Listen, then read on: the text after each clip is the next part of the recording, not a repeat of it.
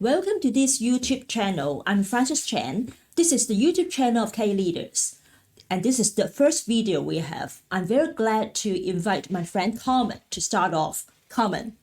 Hi everyone. Hello, I'm Carmen Chi. I'm a corporate and commercial lawyer. Thank you very much, Francis, for inviting me. I'm really happy to be here. So, Francis, have you noticed that there are maybe a lot more people deciding to set up their own business under this current environment? Yes, quite some of my friends to come and sit and talk to me that they want to set up their own consultancy businesses, or my foreign clients to come to Hong Kong to look for opportunities. But unfortunately, they do not have much budget. Right. Yeah, so what can they do? Well, let me take this opportunity and perhaps go into the different ways that people would normally do business or set up their own startup company in Hong Kong. Well, you would like to consider what are the financial and legal liabilities that you're able to bear. Say, if you decide to go for a sole proprietorship, then you have to understand that for a sole proprietor, the sole proprietor himself is actually responsible for all debts and liabilities of the business. So it also means that you will be personally liable. Now, if you decide to go for a partnership, or if you and your business partner decide to go for a partnership, then you have to understand that the liability of each partner is joint and several, which also means that you can't, well, just because you're in a partnership, it doesn't mean that you're sharing the liabilities and the risks of the business equally amongst all of you. In fact, each of you are joint and severally liable for each other partner's liabilities. So you can't really separate that out. Now, if you decide to go for a private company limited by shares and you set up your own company, well then, Francis, you've probably heard of this already, that a company is actually a separate legal entity. And by that, it means that a company is like a person. It can own its own assets and it can go and do business with people, enter into contracts. And at the same time, the company is also responsible for its own debts and liabilities. So in a way, shareholder and the company liabilities are separate. So maybe let me give you an example so that it will probably be easier for you to understand what I mean by that. Now, let's say, for example, if you have a shareholder, or if you have someone who wants to be a shareholder of a company. Now, that person pays money to subscribe for shares. And let's say that particular share costs, let's say $100, and this person pays $100 on day one in full.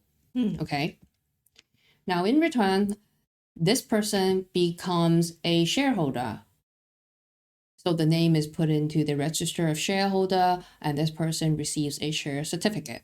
Yes. And then days later, let's say the company goes back to the shareholder and say, well, hey, look, I actually need a little bit more money from you. So because you're a shareholder and you already own my shares, I want you to pay me more money because I need it for operating expenses.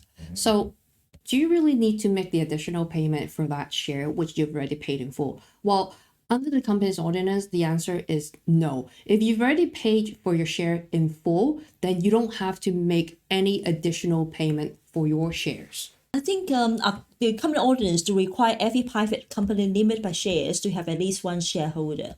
And in your example, you mentioned about individual shareholder. Can a company have corporate shareholder?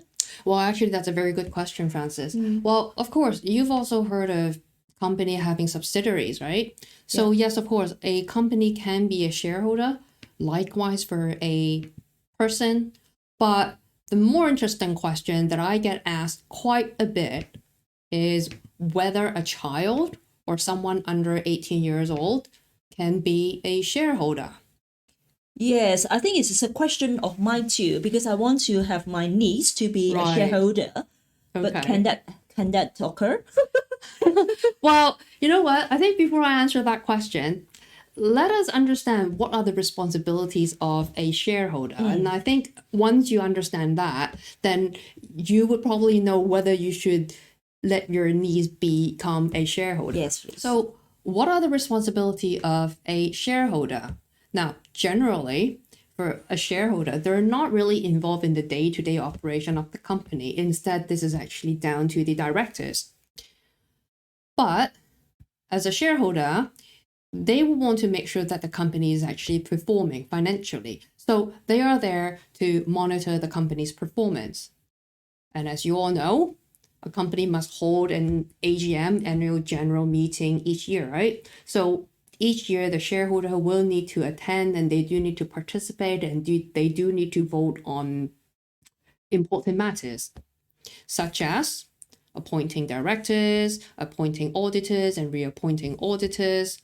And last but not least, they do need to adopt the audited financials at the AGM.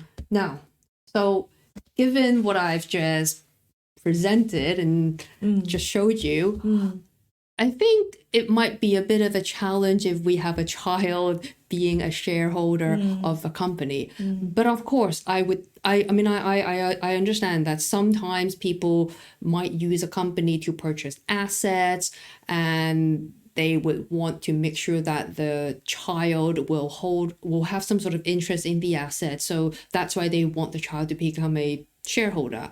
So in that case, I mean, generally I wouldn't advise a child to become a shareholder, but in that case, then maybe there are different ways in which that we can ensure that the child would have an interest in the company, which indirectly holding the assets. So maybe you can set up a trust and actually have the trustee become the shareholder. So maybe that can work, but of course, we will need to look at the situation and the circumstances.